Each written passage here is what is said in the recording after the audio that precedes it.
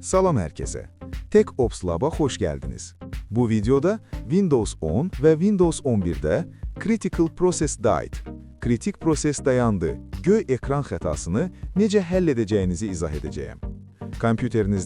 Kompüteriniz problemlə üzləşib və yenidən başlamalıdır yazısı olan göy ekranla qarşılaşa bilərsiniz. Biz sadəcə xəta məlumatlarını toplayırıq və sonra sizin üçün yenidən başladacağıq. Burada iki fərqli ssenari ola bilər. Birincisi, əgər iş masasına, desktopa daxil ola bilirsinizsə və ekranı görürsünüzsə, axtarış qutusuna reset yazın.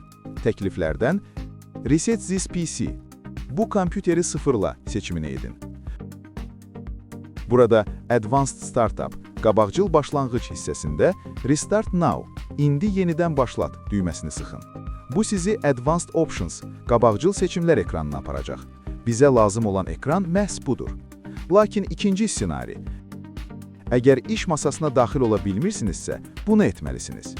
Kompüterin və ya notebookun güc düyməsini basıb saxlayın və tam sönməsini gözləyin. Söndükdən sonra düyməni basıb yenidən yandırın.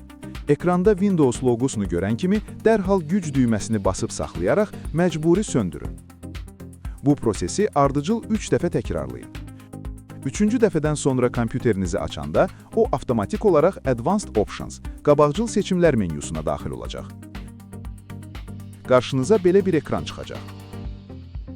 Əgər bu ekran gəlməsə, addımları diqqətlə təkrarladığınızdan əmin olun. Buradan Troubleshoot bölməsinə, sonra Advanced Options'a daxil olun. İlk olaraq Startup Repair seçimini yoxlayın.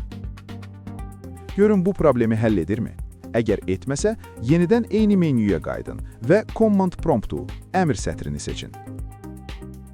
Qara pəncərə açılacaq. İndi burada təsvirdə və ekranda gördüyünüz bir neçə əmri daxil etməlisiniz. Birinci əmr, bootrec/fixmbr yazıb Enter düyməsini sıxın. İkinci əmr, bootrec/fixboot. Yenidən Enter sıxın. Əgər burada Access is denied xətası gəlsə, narahat olmayın, növbəti əmrə keçin. İndi yazın bootsect/nt60sys və Enter sıxın. Bundan sonra yenidən bootrec/fixboot yazıb Enter sıxın. Növbəti əmr bootrec/rebuildpcd yazıb Enter sıxın. İndi isə sistem fayllarını yoxlamaq üçün sfc/scannow əmrini yazın. Bu proses bir qədər vaxt aparacaq, çünki sistem fayllarındakı pozğunluqları axtarır. 100% olana qədər gözləyin. Bitdikdən sonra sonuncu əmri yazın.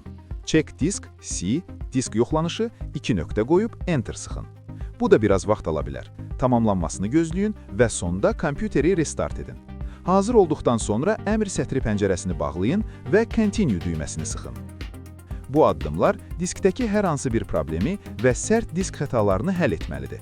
İnanıram ki, kompüteriniz normal şəkildə açılacaq və giriş ekranı gələcək. Artıq göy ekran xətası sizi narahat etməyəcək. Əgər bu üsul işinizə yaradısa, kanala abunə olmağı və videonu bəyənməyi unutmayın. Hər hansı sualınız varsa, rəylərdə bildirin.